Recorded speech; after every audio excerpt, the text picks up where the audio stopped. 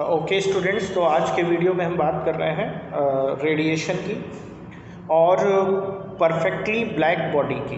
ठीक है, तो सबसे पहले हम रेडिएशन की बात कर लेते हैं, फिर हम परफेक्टली ब्लैक बॉडी पे बात कर पाएंगे। रेडिएशन जो है क्या होता है, ये जब किसी बॉडी जो है बॉडी में जब हम हीट प्रोवाइड करते हैं और उसको हम वैक्यूम में रखते हैं तो वो हीट लॉस हो जाता है उसका सराउंडिंग में जा कर के। यानी हीट का ट्रांसफॉर्मेशन कहाँ से हो रहा है, मीडियम टू सराउंडिंग हो रहा है, सिस्टम टू सराउंडिंग हो रहा है, कहाँ पर, वैक्यूम में हो रहा है, तो उसको हम रेडिएशन कह रहे हैं। लेकिन यहाँ पर क्या हो रहा है, हीट का लॉस हो रहा है। जैसे कि हम कंडक्शन और कन्वेक्शन की बात कर रहे थे, तो कंडक्शन और कन्वेक्शन में क्या हो रहा था कि उसमें मीडियम टू मीडियम ट्रांसफॉर्मेशन हो रहा था। यानी जब कन्वेक्शन किसको कहते हैं, जो ऐसा प्रोसेस जिसमें हीट का ट्रांसफॉर्मेशन हो रहा है एक प्लेस से दूसरे प्लेस में, और जो है किसकी वजह से, जब हम मटेरियल का मूवमेंट जो है मटेरियल को हीट करते हैं और उसके पार्टिकल का मूवमेंट होने लगता है, तो हीट का ट्रांसफॉर्मेशन एक पार्टिकल से एक मीडियम से दूसरे, एक मटेरियल से दूसरे मटेरियल में हो जाता है। ठीक है, लेकिन यहाँ पर अब देखिए दोनों कंडक्शन और कन्वेक्शन में क्या बात हो रही है। यहाँ पर कंडक्शन और कन्वेक्शन में दोनों ही केस में प्रेजेंस ऑफ मटेरियल की ज़रूरत पड़ती है सिस्टम, सोर्स और सराउंडिंग के बीच में। लेकिन जो रेडिएशन है इसमें सोर्स और सराउंडिंग के बीच में मटेरियल की कोई आवश्यकता नहीं होती है, तो इसको हम रेडिएशन कहते हैं। अच्छा, अब रेडिएशन को हम कैसे देख सकते हैं, जैसे कि जो हीट का ट्रांसफॉर्मेशन हो रहा, हीट जो है वो जब अर्थ पे पहुंचता है, यानी जो रेडिएशन की वजह से, ठीक है, जो हीट है वो अर्थ, सन से अर्थ की तरफ आता है। ठीक है, अब इसमें देखिए रेडिएशन की कुछ प्रॉपर्टीज़ होती हैं, और वो प्रॉपर्टीज़ क्या है, जो रेडिएंट एनर्जी होती है वो स्ट्रेट लाइन में ट्रेवल करती है, जैसे कि लाइट ट्रेवल करती है। ठीक है, और अगर कोई ऑब्जेक्ट इसके पाथ में आ जाता है तो उस पाथ पे वो शैडो बनाता है, जैसे कि लाइट बनाता है। ठीक है, जो ये जो है रिफ्लेक्ट भी होती है और रिफ्रैक्ट भी होती है। ठीक है, और ये जो है इंटरफेरेंस भी बनाती है। ठीक है, दूसरी चीज़, ये वैक्यूम में भी चल सकती है।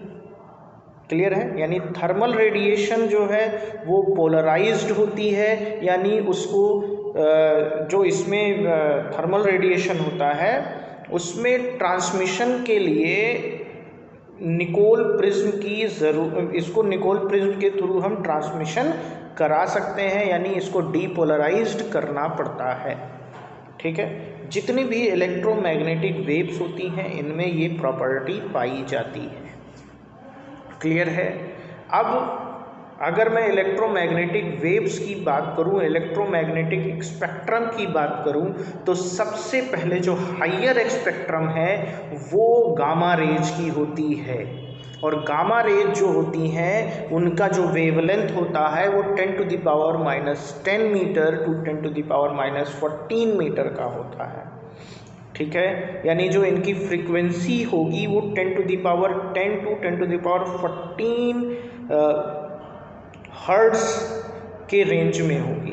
जो एक्स रेज हैं, यानी सबसे हाईयर फ्रिक्वेंसी किसकी होगी, गामा रेज की होगी, उसके बाद एक्स रेज की होगी 10⁻9 टू 10⁻12 के रेंज में जो इसका वेवलेंथ होगा। ठीक, अल्ट्रा वायलेट रेज जो होंगी वो 10⁻⁻7 टू 10⁻⁻10 मीटर के रेंज में अल्ट्रा वायलेट रेज होंगी, और जो विजुअल रेंज है वो 10⁻7 टू यानी 10⁻7 के रेंज में होंगी, और इंफ्रारेड जो है वो 10⁻10 टू 10⁻11 के रेंज में होंगी। ठीक है, तो इस तरह से जो विजुअल रेज हैं, जो रेडियो वेव्स हैं, वो फ्यू किलोमीटर्स टू 0.3 मीटर का वेवलेंथ होता है इनका, जो रेडियो वेव्स होती हैं। ये कुछ इलेक्ट्रोमैग्नेटिक वेव्स स्पेक्ट्रम है।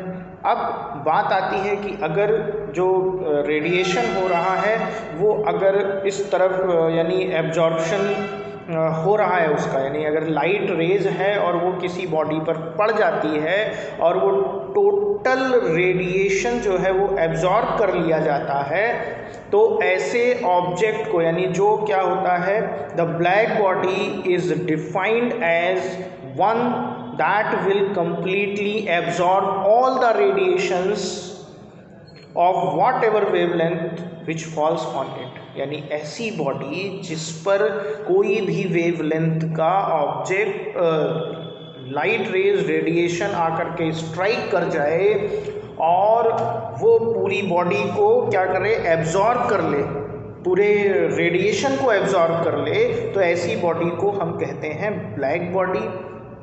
ऐसी बॉडी को हम कहते हैं परफेक्टली ब्लैक बॉडी। और जो परफेक्टली ब्लैक बॉडी होता है उसका जो स्पेक्ट्रल एब्जॉर्प्शन पावर जो होता है वो 1 होता है। स्पेक्ट्रल एब्जॉर्प्शन पावर वो क्या होता है, 1 होता है।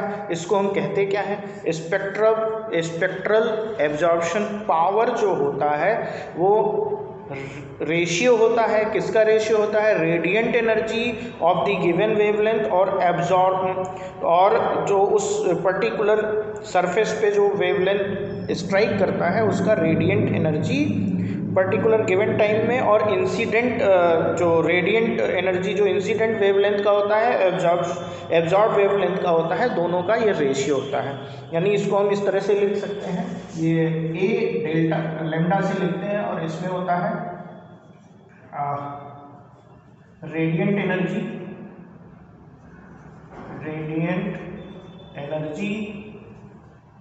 Of absorb light and incident energy of radiant energy of incident light। ठीक है, तो ये इसका रेशियो होता है और ये क्या होता है, 1 होता है। यानी जितना वो इंसिडेंट करेगा सारा का सारा वो एब्जॉर्ब कर लेगा। ठीक है ना। अब इसकी प्रॉपर्टी क्या होती है, इसमें क्या होता है, जो रेडिएंट हीट होता है, परफेक्टली ब्लैक बॉडी जो है वो टोटल एनर्जी को एब्जॉर्ब कर लेता है। दूसरी चीज़, जो परफेक्टली ब्लैक बॉडी होती है वो रिफ्लेक्ट नहीं होती है। ठीक है, ट्रांसमिट, अगर कोई इंसिडेंट होता है, उस परफेक्ट बॉडी पर कोई लाइट इंसिडेंट होती है तो वो फिर जो है एब्जॉर्ब कर लेता है, उससे रिफ्लेक्शन नहीं होता है। ठीक है, जो परफेक्टली ब्लैक बॉडी होती है वो नेचर में एग्जिस्ट नहीं करती है। परफेक्टली ब्लैक बॉडी नेचर में एग्जिस्ट नहीं करती है। ठीक है, ठीक, क्लियर है।